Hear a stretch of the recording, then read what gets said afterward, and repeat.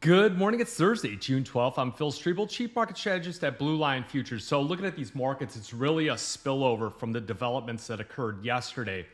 So, to give you a quick recap from Wednesday, and we want to provide a recap when significant shifts occur in the market technicals, narratives, themes. So, staying informed for key strategic decision making is what we aim to do at Blue Line Futures. So, be sure to like and subscribe to the channel. Now, early Wednesday in the trading session, we saw Trump announce a complete trade framework with China where Beijing will provide rare earths and magnets, and both nations will keep existing lower tariffs in place. So the market gets a small boost on this.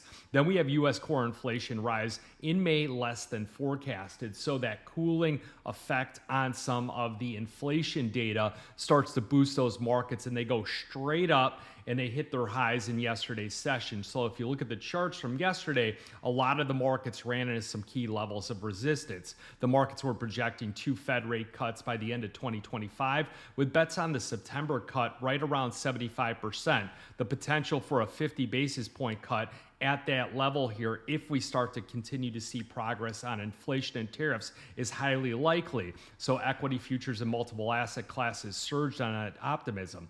Then a shift started to occur. So U.S. equity futures and the dollar had fallen after President Trump, he said that he would set unilateral tariff rates within 2 weeks, increasing trade tension. So that's where you get gold boosting up and you get U.S. equities starting to slide a bit lower, foreign currencies start to rise, and markets start to become more of a mixed picture here. What he intends to do is he intends to send letters to countries where agreements have not been finalized, explaining what that trade detail would entail, or what that trade deal would entail. So he's basically forcing them and telling them, hey, this is now the new tariff rates here. Markets don't like that firm action because it escalates those trade tensions. So you get gold futures rising a bit, you get US futures starting to come off. Now, shortly after, it was the explosion in the geopolitical tensions that rose that really sent these markets into a panic. So the U.S. ordered some staff to depart the embassy in Baghdad and allowed military service members' families to leave the Middle East due to heightened security risks in the region. That was a tweet that came out, and really what that did was that sent a shockwave throughout the markets here that, hey, something's really popping off in the Middle East. Now, Iran threatened to attack U.S. bases in the Middle East if the talks over the nuclear program fell through, with the defense minister warning that the U.S. would suffer greater losses if a conflict occurs. The UK Navy issued a rare warning sign to mariners that higher tensions in the Middle East could affect shipping, including through the Straits of Hormuz.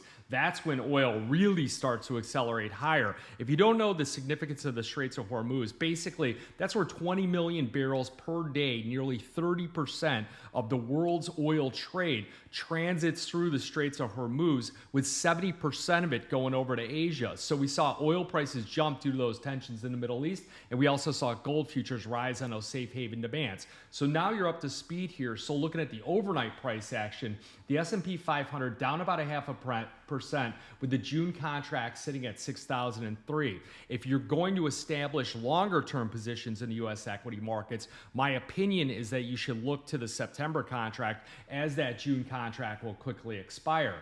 We had the NASDAQ futures off about 75 points here, trading at 21,813, the Dow down 260, the Russell giving back some of its gains, down 16, but at that first level support right around that 2131. The fangs are slightly lower, and of course you got gold futures up about $60, recapturing 3,400. So we were looking at some levels here, some key levels of support. That 3330, we came very close. We got down to 3335 before some of this news headlines came out. If we did not have that rising geopolitical tension, if we did not have President Trump saying that he wants to send these letters to these nations that have not accepted trade deals, then you would see gold futures most likely hovering about $100 from where it's at, closer to that 3,300 mark. Now, these markets don't like this heightened risk here, especially this is where you start to see the silver futures really lag the gold market. Copper futures are stagnant at the moment.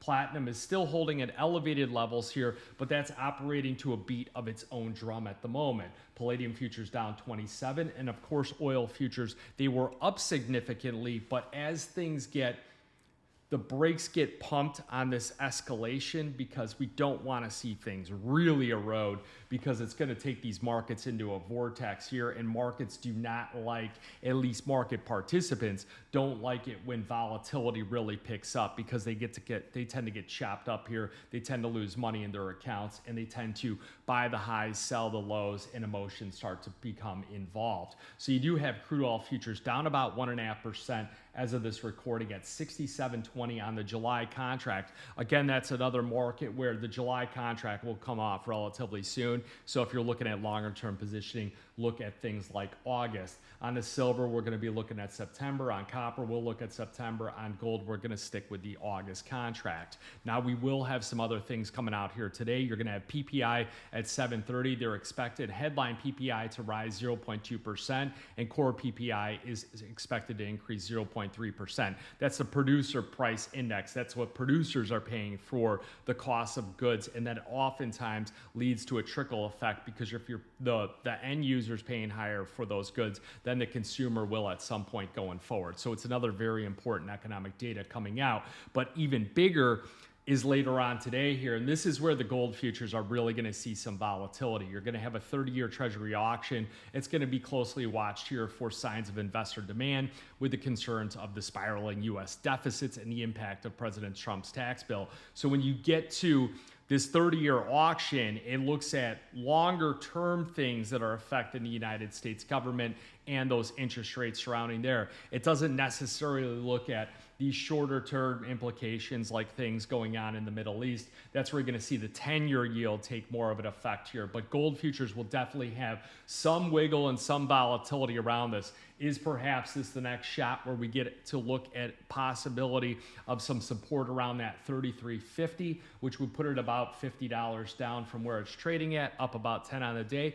Possibly, especially if that's well received. So now last week or last month, we saw the auction come from it really received poor reception, which led to bonds to sell off and yields to significantly increase. So market positioning, remember they do have a 1-ounce gold contract. They do have a 10-ounce gold contract. Now again, gold up $60 on tariffs, geopolitics, and it's going to move on that bond auction here later today. So you got silver futures only up about a nickel here after washing out down to 35.58 on the July contract overnight. You got July copper getting down to 476.5 overnight, both recovering back to about unchanged right here. You look at the ETF flows. So the exchange traded funds, they did cut some of the gold holdings yesterday, and I really believe that most of that selling was occurring before the geopolitical risks were rising, or as the market starts to match some of the previous highs closer to 3,400. So you look on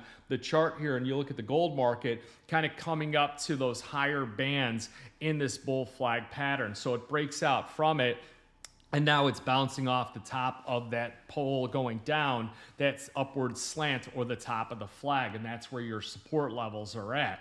Looking at the ETFs here, they continue to add into the silver market. They add 2.74 million troy ounces of silver. So where those people come in at is they're looking at, hey, CPI data is coming down. You're looking at Trump is making trade deals with China. China is the largest consumer of the copper market. So therefore, the global economy is starting to look like things are moving in the pace that in the direction they should. And of course, you're looking at where the Fed comes in, and they're projected to cut rates. Remember what I said before, and what we oftentimes see is that we see a crisis occur, whatever it is, financial crisis, COVID, this tariff nonsense, and then what happens is you get the flight to safety in the gold market, you get the gold-silver ratio dramatically overextended, and then what happens is that cooler heads prevail because policy change, you get dialogue changing, you get things like that occurring, and then you start to get a relief rally in U.S. equities, global optimism, and that's where silver, copper demand come in, oil prices recover, and then you shift into this reflation type trade here, where products like the gold market are not really necessarily to hold here for any kind of medium term positioning, and people rotate into things like Bitcoin and etc. So now you have and that was the 6th straight day of growth in that silver market, the longest winning streak since April 18th. So the dip buyers are very active in the silver market here. So I think on the silver market, what you would look at is you get that breakout point from the double top, and if we get the retest of that down near that $35, you'll have to adjust for the September contract. That could be a possible entry point, but remember, this is not specific financial advice as it's going out to the public. Everyone's got their own goals and objectives in mind when they're trading here, especially in futures trading here. So looking at the platinum holdings, they have this 6th straight day winning streak here of platinum ETF inflows, adding about 1,272 troy ounces. So you look at year-to-date percentage change, gold flat, silver with an uptick and a sizable uptick, platinum with a small uptick. Platinum futures hitting a lot of stops yesterday, and it's very difficult when you trade these markets when they have straight up as a flagpole going higher.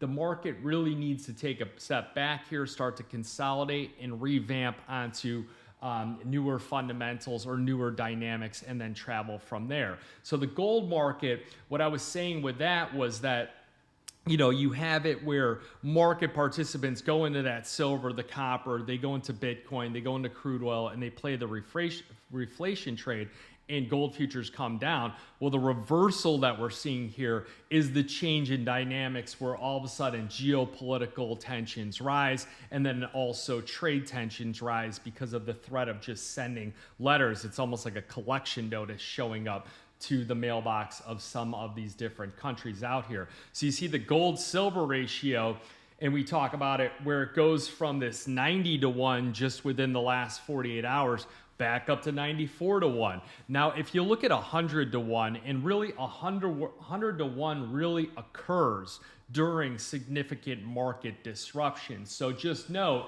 if you're complaining about the gold-silver ratio being too high, it's because of the fact that there's a disruption going in the market that could potentially question shorter-term demand in the silver market. And I know that, of course, that silver has a big deficit going on here, a multi-year deficit with the demand outstripping supply and things like that. I'm not trying to get into this debate of whether you should hold gold or silver. I'm just trying to let you know that the appetite, what people are ordering when they go out, is they're ordering a bit more gold than silver. So, you know, let me get a steak of gold with a side of silver. And then once you get things changing in the dynamics, it goes, let me get, you know, the silver pasta with a slice of gold on the side. So that's how the dynamic changes here and there. Now, we will have a couple things here. We do have the agricultural markets launching a USDA report here, and it's going to have the world agricultural supply demand estimates here later